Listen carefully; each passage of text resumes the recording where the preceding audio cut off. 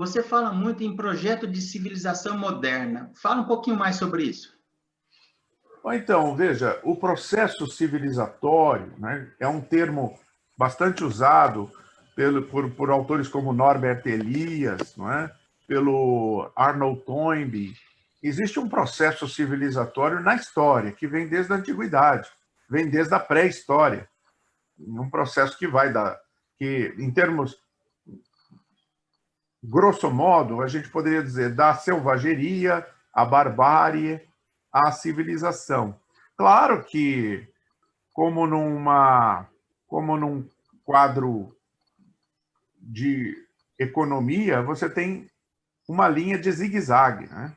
A civilização caminha a passos trôpegos, mas o processo civilizatório é um processo que avança a ponto de nós vivermos hoje a civilização tecnocientífica muito diferente da civilização da antiguidade.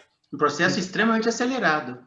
Acelerado em alto grau, muito mais agora, acelerado exponencialmente, o que gera muita angústia, porque, como Freud diz em Mal-Estar na Civilização, um dos seus principais livros, o processo civilizatório gera estresse psíquico, e causa ansiedade, causa angústia. Quanto mais civilização, esse é o problema que as pessoas têm com o chamado politicamente correto, que faz parte do processo civilizatório. No politicamente correto, você não pode mais fazer piadas que têm a ver com etnia, que têm a ver com raça, que têm a ver com deficiência física. As pessoas continuam fazendo, mas é considerado errado, politicamente incorreto. E as pessoas ficam bravas com isso. Mas, na verdade, é o avanço do processo civilizatório. Nós vamos aprendendo a ter empatia e a respeitar as pessoas, independentemente da sua raça, credo, cor ou condição física. Então, opção sexual.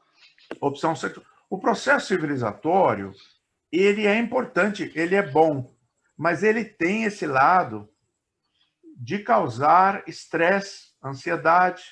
Então, por isso que nós precisamos de válvulas de escape, porque a civilização, não é, nos obriga a nos comportarmos. Eu sempre digo que a civilização, nem todo mundo concorda, mas eu creio que sim, é um verniz muito fino em cima de um oceano de barbárie. No fundo, nós somos bastante bárbaros ainda, mas tem um verniz de civilização que nos segura.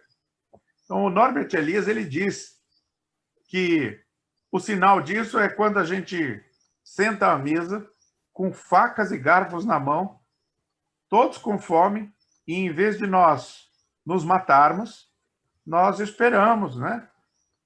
Uns aos outros. Você sabe que o Kierkegaard, quando era criança, ele falou que queria, quando crescer, queria ser um garfo, né?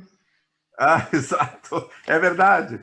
E para pegar comida, não é? Então. Mas ele passou o resto da vida dele espetando as pessoas. A forma de pensar.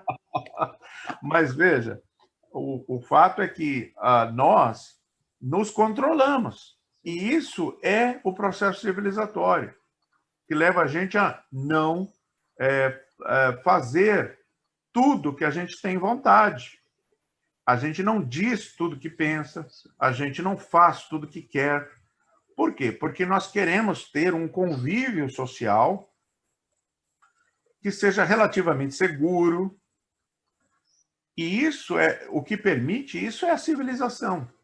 É o respeito mútuo, é o respeito ao outro, que nos permite caminhar com liberdade, que nos permite caminhar num ambiente fraterno com as pessoas, né? Então, o processo civilizatório prossegue, mas ele tem seus reveses, ele tem seus momentos de crise, né? Até porque nós nos sentimos angustiados com o processo civilizatório, os seres humanos em geral. No entanto, o que acontece com o fundamentalismo é que nós, muitas vezes, em relação ao processo civilizatório, é que nós muitas vezes nos sentimos tão angustiados com a nossa fé sendo ameaçada que nós nos recusamos a redimensionar a fé, a repensar a fé. diante das descobertas da ciência, diante do avanço da filosofia, diante do progresso do processo civilizatório. Eu diria que de ruptura em ruptura do verniz que você usa como figura de imagem, e eu concordo, tem muita coerência. Ele vai se rompendo, vai se ajustando e a história vai acontecendo. Você falou uma coisa que... Você falou que o fundamentalismo e o liberalismo teológico são irmãos chifópagos. É complementação minha. Acho que talvez até exagerando. Por que você considera que são irmãos? Do ponto de vista da história das ideias, da história das mentalidades, sim, eles são irmãos, porque na modernidade você tem a valorização do que a gente chama o ideal da ciência, mas pode também ser chamado o ideal do conhecimento. Tanto que Descartes recomeça a filosofia, dando a ela uma nova cara a partir da teoria do conhecimento, em vez de a partir da metafísica. Digamos assim, que a partir de Descartes existe uma nova metafilosofia que é calcada na epistemologia.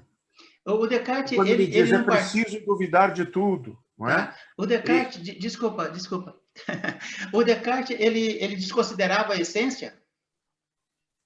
Não, ele não é que ele desconsiderava a essência, ele é um essencialista, ele acredita na metafísica, mas o engano que muita gente não percebe é o seguinte: a filosofia primeira para Descartes não é mais a metafísica, como era para Aristóteles, e sim a epistemologia. A teoria do conhecimento passou a ser mais importante do que a teoria do ser. Conhecer a realidade ganha primazia sobre o ser da realidade. Então, é uma forma de dizer.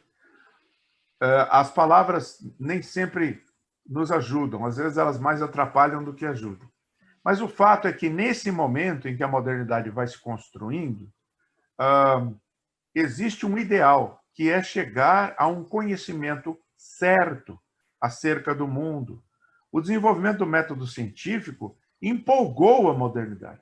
As pessoas perceberam que o método científico funcionava, produzia conhecimento e produzia tecnologia a partir desse conhecimento. E o mundo foi mudando rapidamente. Já no século XVIII, XIX, temos avanços científicos impressionantes.